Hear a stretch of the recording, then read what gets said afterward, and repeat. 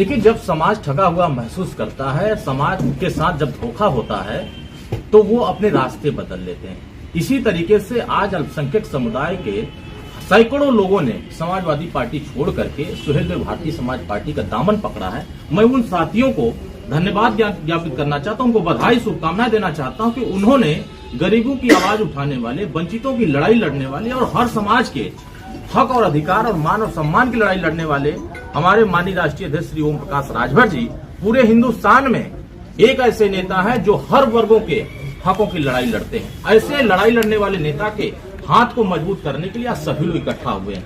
ये लोग बड़ी संख्या में समाजवादी पार्टी के साथ लंबे समय तक संघर्ष करते रहे। वहां नारा दिया जाता था कि 19%, 17% मुसलमान हमारे साथ रहेगा तो हम राजा बनते रहेंगे।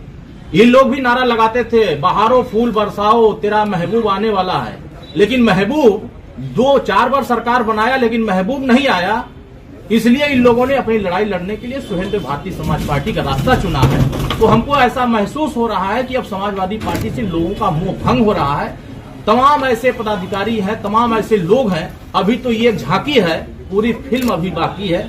आप देखते जाइएगा, पूरी तरीके से समाजवादी पार्टी चुनाव नजदीक आते आते खोखली हो जाएगी और सुहेलदेव भारतीय समाज पार्टी का कारवा पूरे उत्तर प्रदेश ही नहीं पूरे देश में ऐसे ही बढ़ता चला जाएगा। गठबंधन सपा कह रही है, गठबंधन में कहीं 80 सीटें हम साथ में लेकर के आ रहे हैं, बीजेपी को पिछाड़ेंगे, कैसे देखते हैं सर? देखिए, समाजवादी पार्टी अब अंधेरे में, सपने में, वो सपना देख रहे रात में और वही सपना दिन में उनको याद आता है कि हम तो सपना देखे 80 सीट जीतने का।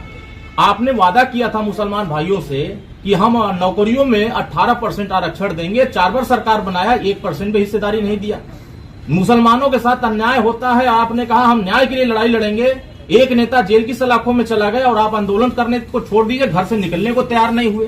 तो फिर आप किसके हक की लड़ाई लड़ना चाहते हैं? पूरे उत्तर प्रदेश के लोग आज जिस तरीके से हमारी सरकार जो इस तरह काम कर रही है, माननीय ओम प्रकाश राजभर जी उनके लिए जिस तरह काम कर रहे हैं, तो लोगों को यह महसूस हो रहा है कि समाजवादी पार्टी धोखेबाज पार्टी है और वो सभी वर्गों को सिर्फ नाम लेकर के जोड़ते हैं, उनके लिए कुछ करना नहीं चाहते हैं। आज हालात ऐसे हैं कि आज माननीय मुख्यमंत्री जी ने उत्तर प्रदेश के उन युवाओं के, तमाम वर्गों के युवाओं की एक मंशा थी कि 3 वर्ष की आयु सीमा बढ़ाई जाए। माननीय ओम प्रकाश राजभर जी ने उन नौजवानों की बातों को गंभीरता से लेते हुए मुख्यमंत्री से मुलाकात करके आश्वासन दिलाया कि नहीं, इस काम को हम कराएंगे। और माननीय मुख्यमंत्री जी को धन्यवाद दूंगा, उनको आभार व्यक्त करूंगा कि उन्होंने नौजवानों के हितों को ध्यान में रखते हुए उन्होंने 3 वर्ष की आयु सीमा बढ़ाई और पुलिस की भर्ती में उनको भी मौका देने का अधिकार दिया। तो हमारी सरकार उस दिशा में काम कर रही है और हमारी पार्टी कभी भी शोषण और अन्याय के खिलाफ, बगावत का नाम ही सुहेलदेव भारतीय समाज पार्टी रखा गया है। और कहीं भी किसी भी साथी के साथ जुल्म होगा तो सुहेलदेव भारतीय समाज पार्टी उसके साथ खड़ी रहेगी। और समाजवादी पार्टी और चाहे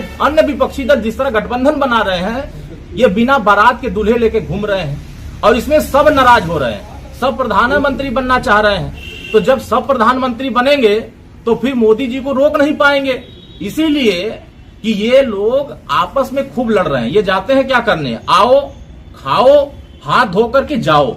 एक अभियान चल रहा है। 4 बैठक हुई, 4 बैठक में कन्वीनर तय नहीं हो पाया, 4 बैठक में सीटों को लेकर सहमति नहीं बन पाई, 4 बैठक हुई, किसी प्रकार का कोई निर्णय नहीं हो पाया। तो कहीं न कहीं ये साफ जाहिर होता है कि ये गठबंधन नहीं बन रहा, ये ठग बंधन था। ईडी, सीबीआई, आईटी के डर का ये बंधन बन रहा था, जो कि बैठक के बाद ये बंधन टूट जाता है। हाथ उठा करके, गले मिल करके फिर चले आते हैं और खाना खा के हाथ धो के चले आते हैं। उसके बाद इनका कोई निर्णय नहीं हो पाता है। इसीलिए सुहेलदेव भारतीय समाज पार्टी एनडीए के साथ है और मजबूती से हर वर्गों की रक्षा करने के लिए, देखिए बड़ी संख्या में बीजेपी भी मुसलमानों के हितों में बड़े काम कर रहे हैं। आवास बांट रहे हैं, शौचालय बांट रहे हैं, राशन बांट रहे हैं। तो कोई एक जाति को देख करके नहीं बांटे जा रहे हैं। पूर्व की सरकारों में जातियां देख देख करके न्याय दिया जाता था, जातियां देख के नौकरी दी जाती थी, जाति देख करके आवास बांटे जाते थे, तमाम जो कार्य होते थे सरकार की योजनाएं जाती थी जाति देख करके। लेकिन इस सरकार में बिना जाति को देखे, बिना भेदभाव किए सभी वर्गों को, सभी समाज को न्याय दिया जा रहा है।